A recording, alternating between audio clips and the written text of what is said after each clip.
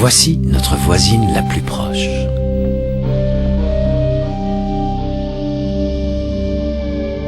La Lune, notre allié dans l'espace. Si proche de nous que 12 hommes lui ont déjà rendu visite et sont revenus sains et saufs. La Lune n'est que le satellite de la Terre, sa petite sœur, et pourtant, elle exerce sur nous une profonde influence. Les jours de pleine lune, les tortues de mer viennent sur les plages pour y pondre. Les marées sont plus fortes et c'est alors la période idéale d'incubation pour les œufs.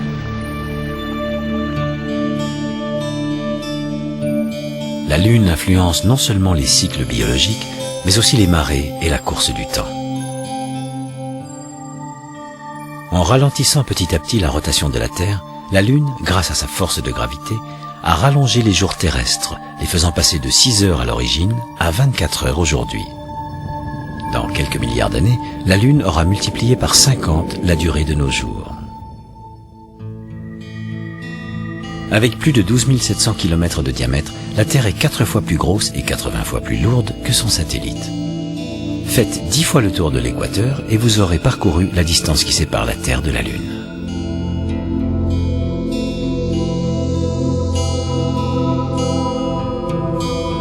Voici les différentes phases de la Lune.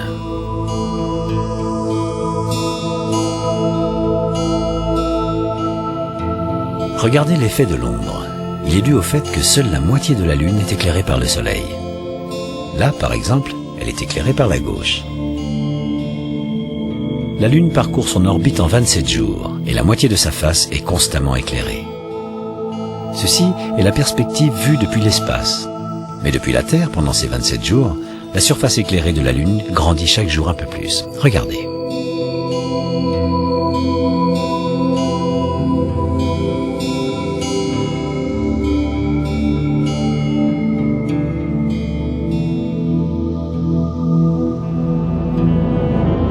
C'est la Lune qui orchestre les marées de nos océans, même si le Soleil a lui aussi une certaine influence sur ces phénomènes. Entre la marée haute et la marée basse, il s'écoule un laps de temps d'environ 6 heures. Sur toute la surface de la Terre, les marées montent et descendent 2 fois par jour. C'est le résultat de l'attraction de la Lune sur les océans. À cause de la rotation de la Terre, le renflement des océans de part et d'autre du globe terrestre devance la Lune. Mais la pression exercée par les marées ralentit la rotation du globe terrestre. En conséquence, la Terre et la Lune s'éloignent l'une de l'autre irrémédiablement. Dans plusieurs milliards d'années, un jour terrestre durera 47 de nos jours actuels. En plus de cela, l'attraction exercée par la Lune sur notre mère, la Terre, fait vaciller son axe. Le cycle dure à peu près 26 000 ans, ce qui signifie que l'étoile dite polaire ne sera plus polaire demain.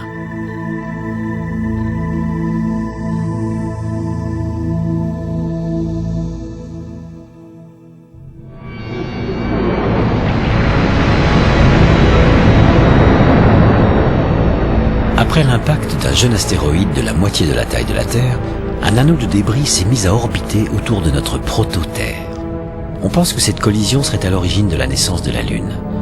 Elle se serait solidifiée à partir de la croûte et du manteau éjecté de la planète et à partir d'autres projectiles naviguant dans notre tout jeune système solaire.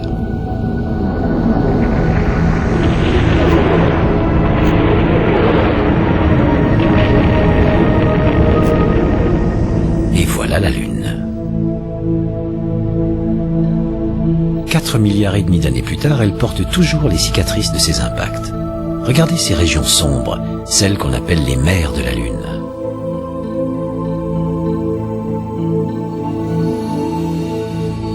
Elles ont été appelées ainsi car au début de sa vie, l'intérieur de la Lune était liquide, un peu comme l'intérieur d'un œuf.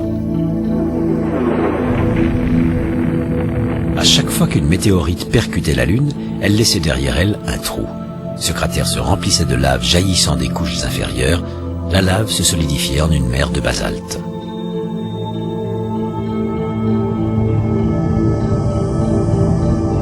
Les bombardements météoritiques ont cessé il y a plus de 3 milliards d'années. L'intérieur de la Lune s'est solidifié. Voici ce que l'on voit aujourd'hui.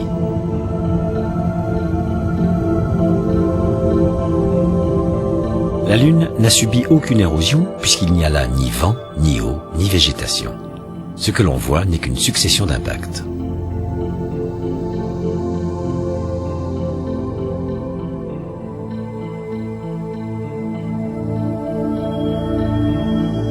Voici des cratères à l'intérieur d'autres cratères. Celui-ci fait 90 km de large, il est criblé d'impacts. On pourrait imaginer un pavé jeté dans une mare. Voici le cratère Tycho. Comparé aux plus anciens cratères noircis par le soleil, ceux-là sont plus jeunes et brillants.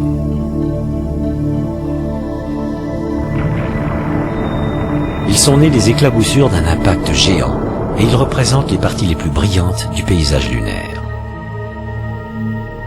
La vallée alpine. Ce n'est pas une vallée, mais une grande faille qui traverse de part en part les Alpes lunaires.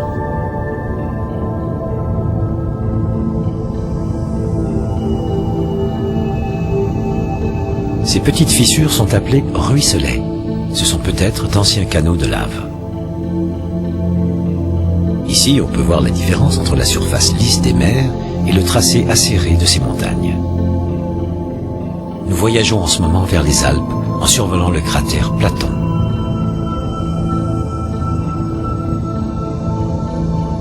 C'est un endroit désolé, stérile, sans air ni vie. Le jour, la température peut atteindre 120 degrés Celsius. La nuit, elle tombe à moins 160. La gravité y est à peine d'un sixième de celle de la Terre.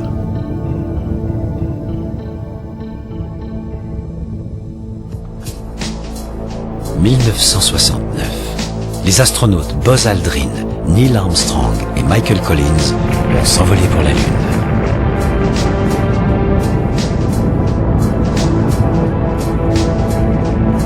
C'est la mission Apollo 11.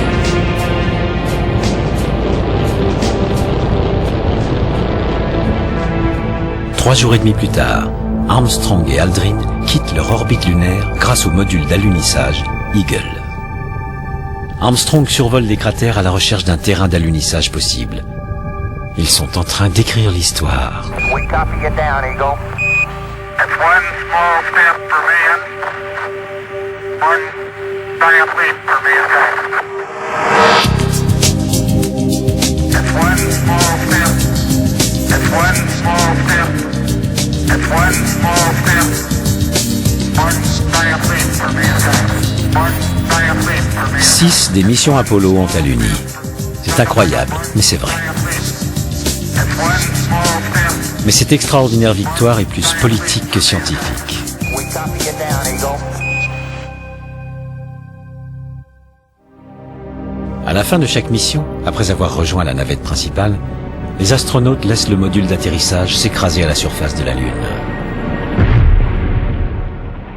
Le choc du module sur le sol fait résonner la Lune comme une cloche. C'est le résultat de la roche pulvérisée sous le choc. Mais la Lune est solide, son noyau métallique. Les astronautes ont ramené avec eux plus de 380 kg de roches lunaires. Les échantillons analysés sont soit d'origine volcanique, soit le résultat d'impact.